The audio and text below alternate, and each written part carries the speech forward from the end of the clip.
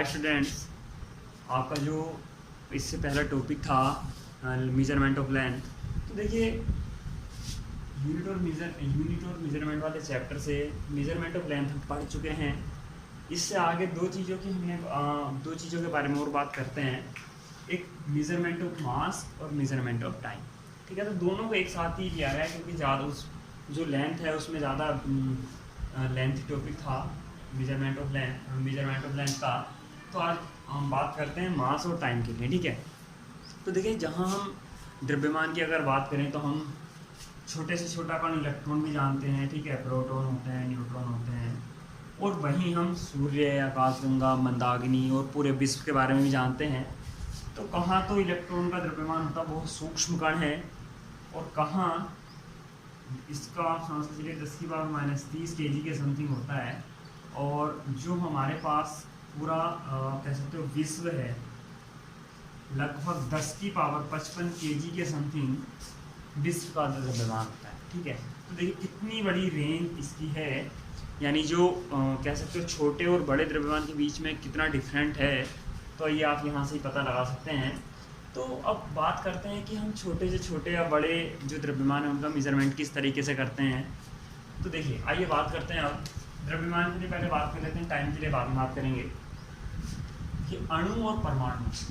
तो देखिए जब अब हमारे पास बहुत सारे, मैंने अभी बात की, इलेक्ट्रॉन भी है, प्रोटॉन भी है, न्यूट्रॉन भी है, और हमारे पास विश्व भी है या सूर्य है, तो इतने बड़ी चीज़ें भी हैं और छोटी चीज़ें भी हैं। तो छोटी चीज़ों के मेजरमेंट के लिए देखिए, क्योंकि किलोग्राम जो है काफ़ी बड़ी यूनिट है, तो उसके लिए क्या हुआ, जो छोटे अणु थे, ये अणु परमाणु इस तरह की चीज़ें थी, इनके लिए जो एक अलग यूनिट है एकीकृत परमाणु संहति मात्रक यानी यू, इसका यूज किया जाता है। ठीक है, और ये होता क्या है, देखिए कि जो कार्बन का समस्थानिक होता है C612, तो इसका जो परमाणु होता है, तो इसके परमाणु का जो 1/12वां भाग होगा उसके लगभग बराबर होता है। ठीक है, और कितना होता है, 1.67 × 10⁻27 kg के समथिंग होता है। ठीक है, अब देखिए यहाँ जो ये चीज़ है ये केवल है वो छोटी चीज़ों के लिए है। अब देखिए यहाँ अगर हम बात करने लगे काफ़ी और बड़े पिंडों की, जैसे आपके पास ग्रह होते हैं, ठीक है, सूर्य है, तारे हैं, तो उनके लिए अगर बात करने लगे तो आपने छोटी क्लास में 9th वगैरह की क्लास में आपने पढ़ा है गुरुत्वाकर्षण का जो नियम है F बराबर चलिए नियम से पहले मैं आपको बताऊं, जो आप हमने गुरुत्वाकर्षण नियतांक की विमा भी आपको निकाल के दिखाई थी, उसी सूत्र की हम बात कर रहे हैं, गुरुत्वाकर्षण वाली सार्वत्रिक नियतांक वाली जो बात कर रहे थे। ठीक है, तो गुरुत्वाकर्षण उसमें हमने, अगर मैं इसका सूत्र आपको लिखूँ तो F बराबर होता है Gm1m2/r²। ठीक है, तो यहाँ से हम किसी भी बड़े पिंड का द्रव्यमान निकाल सकते हैं।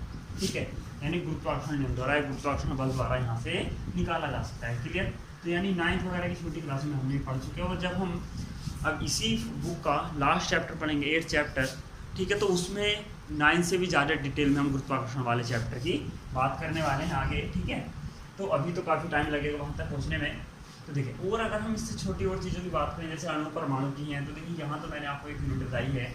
एक आप यहाँ देखिए एक चीज़ अलग और लिखी है मैंने कि अति सूक्ष्म द्रव्यमान के लिए, जो बहुत छोटे द्रव्यमान होते हैं उनके लिए हम द्रव्यमान स्पेक्ट्रम लेखी का प्रयोग करते हैं। अब ये द्रव्यमान स्पेक्ट्रम लेखी है क्या, तो देखिए उसके बारे में बात कर लेते हैं कि जब जो एक समान इलेक्ट्रिक या मैग्नेटिक फील्ड होता है, तो उसमें जो गतिमान आवेशित कण होता है, ठीक है, जो गतिमान आवेशित कण होता है उसका, देखिए अब गतिमान आवेशित कण तो आप जानते हैं जो चार्ज पार्टिकल के रूप में जाना जाता है। ठीक है, प्रक्षेप्य पथ के बारे में आप नहीं जानते होंगे, तो प्रक्षेप्य पथ के बारे में देखिए हम यहाँ इसी बुक में 4th चैप्टर में बात करेंगे। लेकिन उससे पहले मैं आपको बताऊँ प्रक्षेप्य क्या होता है। पथ तो चलो एक रास्ता होता ही है, और प्रक्षेप्य होगा उसका जो रास्ता होगा वही क्या होता है, प्रक्षेप्य पथ होता है। तो प्रक्षेप्य क्या होता है उसके बारे में बात करते हैं।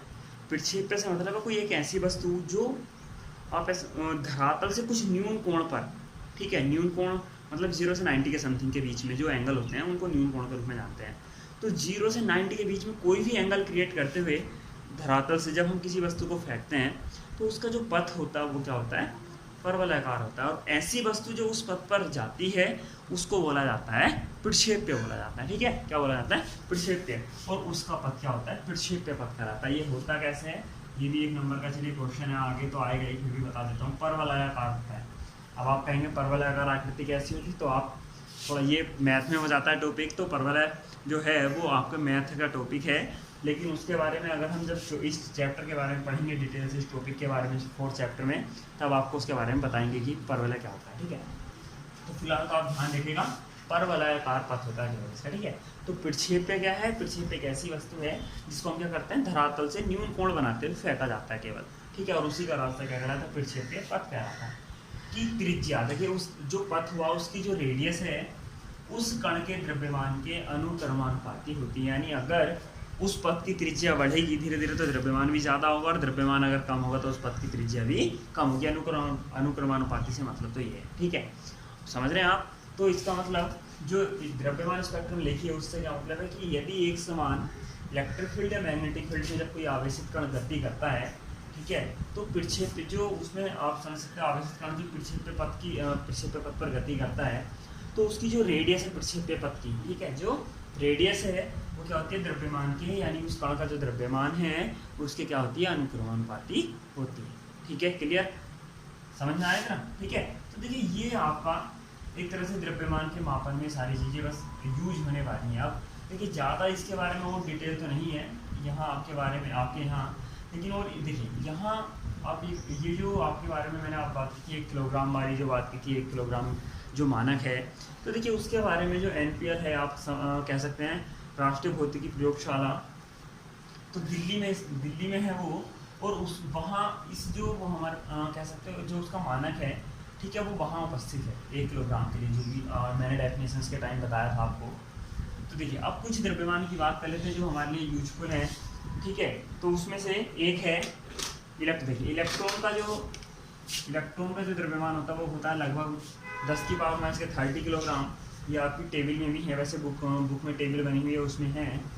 जो प्रोटॉन होता है 10⁻27 kg होता है, चंद्रमा का 10⁻23 kg, पृथ्वी 10⁻25 kg, सन का होता है 10⁻30 kg, जो आकाशगंगा मंदाग्नि होती हैं उनका होता है 10⁻41 kg, और विश्व का वैसे मैंने आपको बता दिया लेकिन वैसे यूज नहीं होता, जो विश्व का होता है 10⁻55 kg होता है।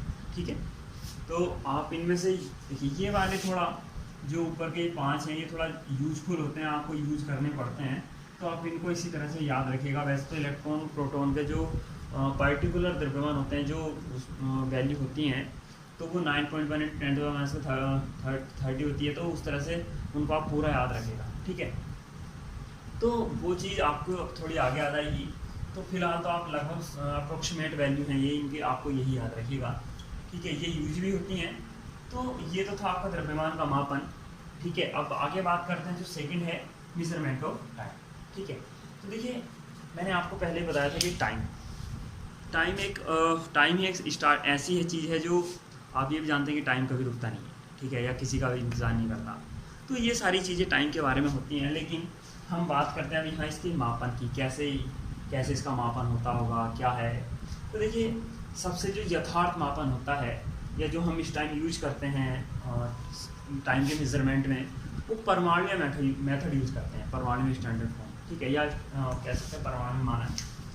ठीक है, तो अब ये है क्या, देखिए तो परमाणु मानक से मतलब है कि अब ये है क्या, हाँ इसके बारे में बात करते हैं। सीजियम परमाणु में उत्पन्न, जो सीजियम का परमाणु होता है, ठीक है, उसमें उत्पन्न आवृत सीजियम जो आवृत कंपनों पर आधारित एक युक्ति होती है। यानी जो सीजियम परमाणु है इसमें जो आवृत्ति कंपन उत्पन्न होते हैं, यानी आवर्त कंपन जो उत्पन्न होते हैं, कंपन का मतलब होता है वाइब्रेशन, आप वाइब्रेट समझ के चलिए, वाइब्रेशन जो होता है।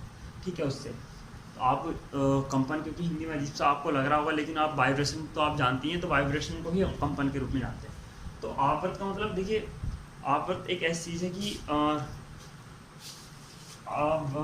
समान टाइम से रिलेटेड है कि आप किसी चीज़ को बार बार रिपीटेशन में होना। ठीक है, उससे मतलब है आवर्त से। तो ऐसे कंपन उत्पन्न होते हैं सीजियम परमाणु में, तो उन पर आधारित क्या है, ये एक युक्ति होती है परमाणु मानक जो है। ठीक है, और इसी पर एक घड़ी बनाई जाती है जिसको हम क्या बोलते हैं, परमाणु घड़ी बोलते हैं या सीजियम घड़ी भी बोलते हैं। ठीक है, क्या बोलते हैं, सीजियम घड़ी या परमाणु घड़ी भी बोलते हैं।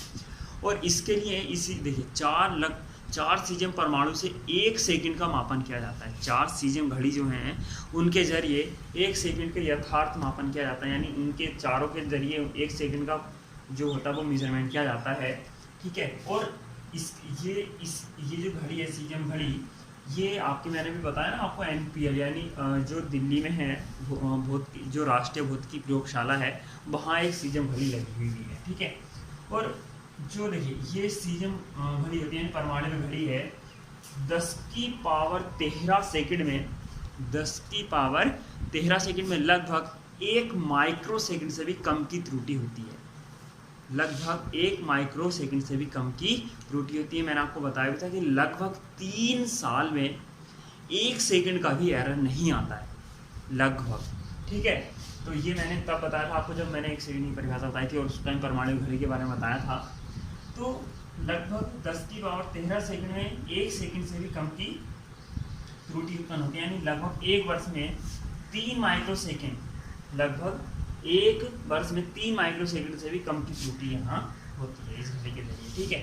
तो ऐसा सीजियम घड़ी के बारे में कहा जाता है, ठीक है। तो ये था आपका समय का मापन। आप जो मैंने आपको माइक्रो, फर्मी, पीको वगैरह से रिलेटेड जो छोटी यूनिट्स बताई थी, आपकी वो बुक्स में भी हैं, या आप अगर उनको किसी बुक में सर्च करेंगे या ढूंढेंगे तो वो आपको मिल जाएंगी कि हमें जो टेबल्स होती हैं कि नैनो में कितने मीटर, जैसे नैनो मैंने आपको बताया था 10 की पावर 9 मीटर -9 मीटर होते हैं, ठीक है। माइक्रो में 10 की पावर -6 बताया था। तो इस तरह की जो यूनिट कन्वर्जेंस आप अगर ढूंढेंगे बुक्स में या आप तो वो आपको मिल जाएंगी कहीं ना कहीं, ठीक है। तो आप उनको थोड़ा याद करिएगा, वो आपके लिए ज़्यादा बेनिफिट होंगी, यानी यूजफुल हैं, और यहाँ फिजिक्स में अधिकांश यूज होंगी ही आपके। तो आई होप कि आपको ये आज का समझ में आया हो, measurement of mass and time. Thank you for watching.